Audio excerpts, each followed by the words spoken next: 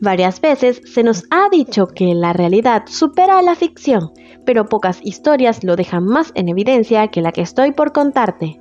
Entre todas las atrocidades que se hicieron en nombre de un regente, pocas superan las de Vlad, quien se ganó a pulso el apodo de Empalador y alimentó el mito de ser el primer y más grande de todos los vampiros.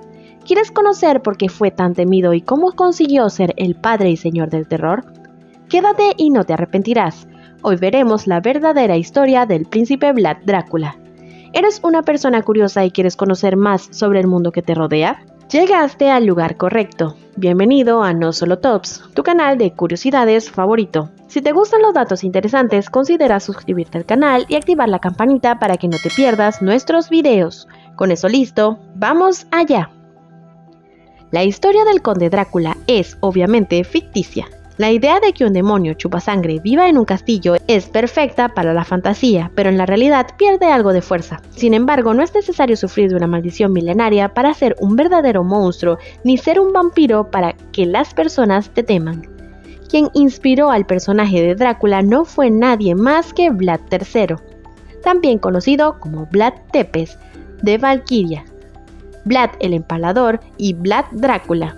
Sus atrocidades le ganaron un merecido puesto como monstruo, pero hace falta saber un poco más de su vida antes de llegar a esto. Se desconoce la fecha de nacimiento, pero se calcula que tuvo que ser entre 1428 y 1431, porque para 1448 ya tenía edad suficiente para ser el príncipe de Valaquia. Su padre, Vlad II, formaba parte de la Orden de Dragón, lo que le concedía el apodo de Drácula. Este apodo fue heredado más adelante por su hijo, quien lo llevaría con orgullo. En ese entonces, la zona de Valaquia pertenecía al Imperio Otomano, pero tenía mucha autonomía y podía considerarse casi un lugar independiente. Sí respondía ante el imperio, pero tenía sus propias leyes y un príncipe que regía. Esto hacía que los otomanos se sintieran un poco intimidados, así que para asegurar la lealtad del príncipe, se llevaron como invitados, más bien rehenes, a Vlad II y a Radu, su hermano menor, quienes fueron criados lejos de casa. Pasaron los años y todo fluía con relativa normalidad, hasta que los húngaros invadieron Valaquia y asesinaron al príncipe Vlad II y al menor de sus hijos, Mircea.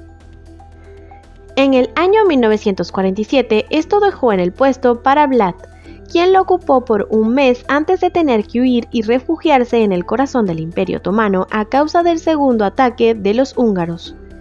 Vivió en el exilio por más de 7 años, pero de alguna forma consiguió invadir el reino que le correspondía por derecho y expulsar a los invasores, con lo que fue coronado príncipe por segunda vez. Sin embargo, los enfrentamientos continuaron.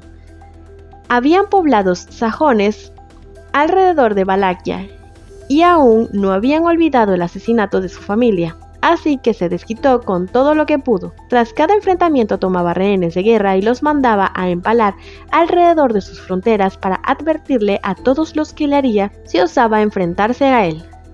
Como dato extra, la leyenda cuenta que consiguió específicamente a quienes mataron a su padre y a su hermano. Como es de esperarse, el trato con ellos fue especial. Los mandó a colgar de cabeza y fue cortando su piel con una fina hoja para bañarse con su sangre, lo que alimentó aún más el mito de vampiro.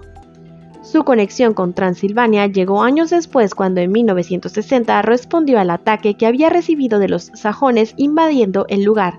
Mandó a ejecutar a cada uno de los comandantes rivales y asoló la ciudad de todo hombre, mujer y niño, cada uno de los cuales fue condenado al empalamiento o a la hoguera.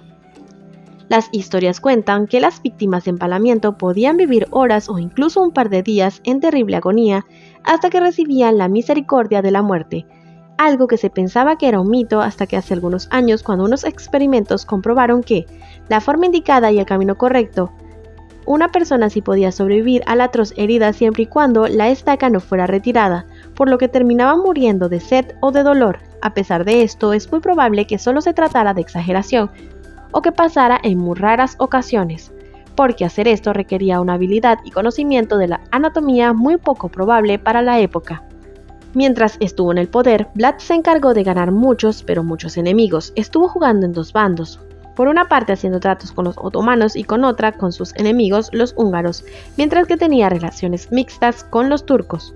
El sultán otomano Mehmed II se enteró de que estaba haciendo tratos con el enemigo y envió unos mensajeros para pedirle a Vlad que asistiera al corazón del imperio donde pretendía capturarlo, pero él se enteró de sus planes y ejecutó a los emisarios.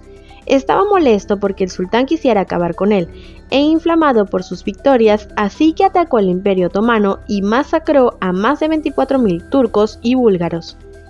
Como es de esperarse, esto molestó mucho al sultán, quien reunió un gigantesco ejército para invadir Valaquia. Al llegar se encontró con que Vlad había huido y quemado las tierras tras de sí para evitar que ellos pudieran usarlas. Aún así, el Mehmed II hizo un asentamiento y se dispuso a inspeccionar toda el área.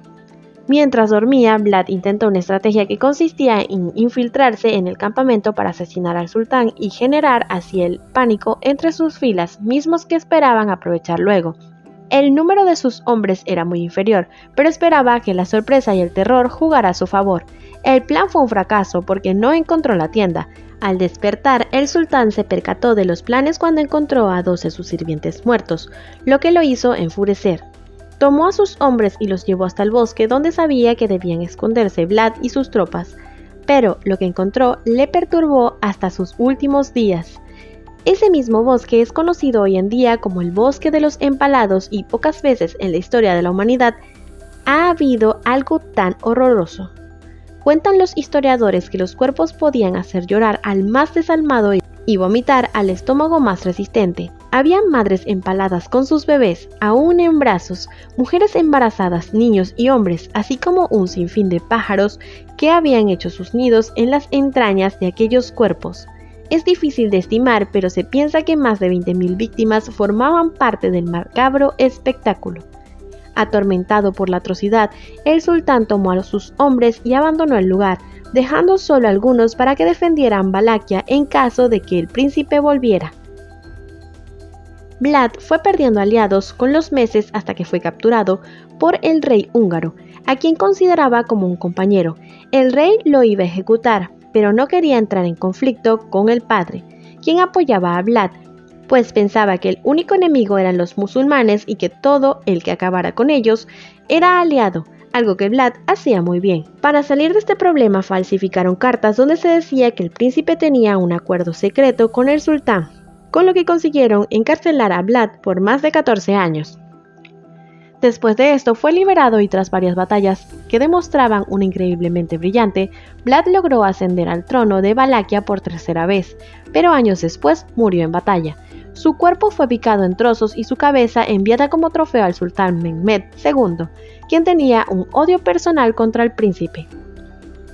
La crueldad de Vlad recorrió el mundo entero con múltiples historias. Algunas cuentan que asesinó a un burro por rebuznar demasiado y a 2 monjes por ayudarlos a conocer a Dios, pero en Rumania y Transilvania se le conoce como un héroe nacional a pesar de todo esto, a causa de sus estrategias increíbles y su habilidad para defender y recuperar territorios. ¿Tú qué piensas de esto? ¿Quisieras saber más sobre regentes locos de la historia? ¿No piensas que las atrocidades de Vlad Drácula superan por mucho a la de su contraparte ficticia? Estaría encantada de leerte en los comentarios.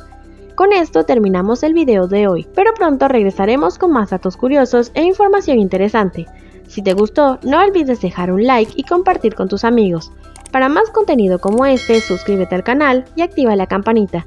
Así estarás al tanto cuando salga un nuevo video. ¡Hasta la otra!